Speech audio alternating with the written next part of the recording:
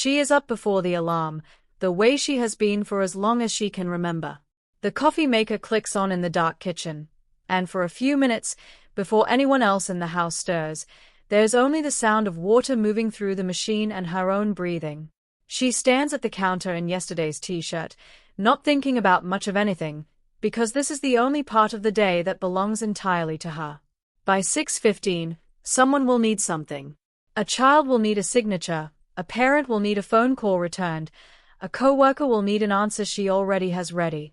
She knows this without being told. She has always known this. People look at a woman like her and see someone who has it together. Steady job, steady home, the kind of woman other people call when they don't know what to do. And she has learned to wear that steadiness so well that even she sometimes forgets it was never something she chose. It was something she was handed, quietly, a long time ago, back when she was still young enough that someone should have been taking care of her instead. Because here is what almost no one says out loud. A lot of black women born in the mid to late 70s grew up in a strange in-between place. Too young to carry the full, visible weight their mothers and older sisters carried through decades of struggle that still shaped every room they walked into. But too old, somehow, to be handed the softness that came later, the kind of childhood where a girl was simply allowed to be a girl, where her feelings were something to be asked about instead of managed around. They were the daughters raised in the gap. Old enough to be useful. Young enough that no one thought to ask if being useful was too much to ask of them. If you were one of those daughters, you probably remember the house key. Maybe it hung on a shoestring around your neck, or sat heavy in the bottom of a backpack, and it meant something specific. You were now the one who let yourself in. You were the one who started the rice, who watched the little ones until a car pulled into the driveway, who answered the phone in your most grown-up voice and took a message like a small, unpaid secretary. Nobody sat you down and explained what was happening. It simply became who you were, the way water becomes the shape of whatever holds it. There's a name for this now, one that didn't exist in the language available to the adults raising you. Psychologists call it parentification, when a child takes on responsibilities that belong to an adult, often out of necessity, often out of love, but always before that child is developmentally ready to carry them. It isn't usually cruelty. It's survival. A mother working 2 jobs isn't failing her daughter by needing her help. She's doing the best she can inside circumstances that were never fair to begin with. But the daughter's body and mind don't know the difference between necessary and healthy. They only know what they were asked to hold, and they adapt accordingly, becoming capable far ahead of schedule. This is where another idea enters, one you may recognize even if you've never heard it named: the strong black woman. Not as an insult, and not as a myth invented out of nowhere, but as a real cultural script, passed down through generations of women who genuinely needed strength to survive what they survived. Somewhere along the way, that strength stopped being a response to circumstance and became an identity, something expected rather than chosen. Little girls who watched their mothers hold entire families together learned the lesson early. This is what women like us do. We don't fall apart. We don't ask. We handle it. So you learn to handle it. You learn to braid your own hair at the kitchen table when no one had time to do it for you, sitting cross-legged in front of a mirror with a comb in one hand and patience you shouldn't have needed yet. You learn to make a full dinner before you were tall enough to reach the top cabinet without a chair, standing on a step stool that wobbled slightly if you moved too fast. You learned which shows to watch quietly with the volume low, so as not to wake anyone who'd come home tired from a shift that ran long. You became the friend everyone called at 2 in the morning, not because you had all the answers, but because you had learned, early and well, how to sound calm no matter what was happening underneath. There was a specific kind of quiet that lived in an empty house in the hours between school ending and a parent's key finally turning in the lock. Not a frightening quiet, most days, just an early lesson in self-sufficiency that arrived long before it was supposed to. You did your homework at the kitchen table because that's where the light was best, and because some part of you liked being able to see the front door. You got good at being alone without feeling alone, which is a strange, specific skill for a child to develop, and an even stranger one to still be relying on decades later. And somewhere in all that capability, something quieter got lost. Nobody ever really taught you what to do when you were the one who needed calming down. This shapes more than childhood. It shapes how a person learns to attach to others.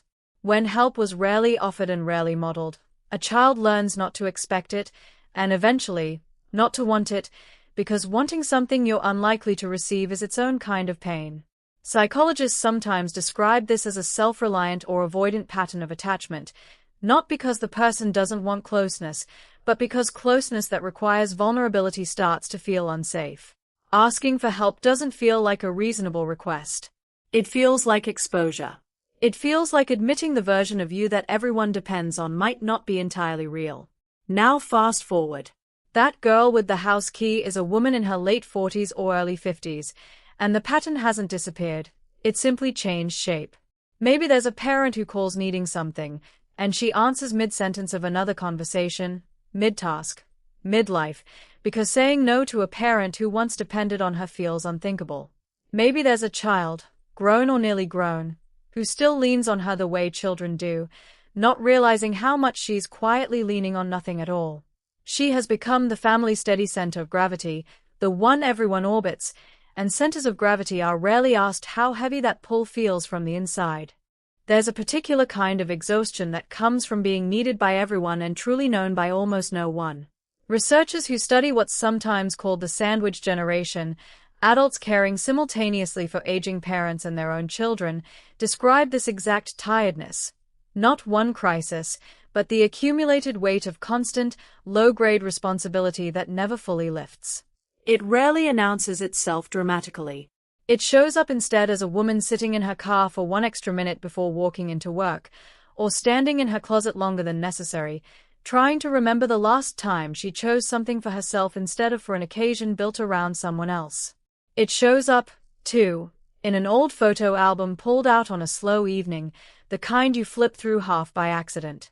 There's a picture of her at maybe 10 or 11, standing stiff and serious next to a sibling, wearing an expression that doesn't quite match the age on the back of the photo. She looks, if she's honest with herself, a little tired already. It's easy to miss the first time. It's harder to miss the second or third time she notices it, in picture after picture, a child's face doing an adult's quiet work. And still, she doesn't call it burnout. She calls it Tuesday. It would be easy to tell this story as one of loss alone, but that wouldn't be honest, and this isn't a story that benefits from oversimplifying. The same early responsibility that cost her something also built something real, a resourcefulness, a clarity under pressure, a way of loving people through action that many others never develop. This isn't about blaming a mother who was doing her best with what she had, or a childhood that, for all its early weight, was also full of genuine love.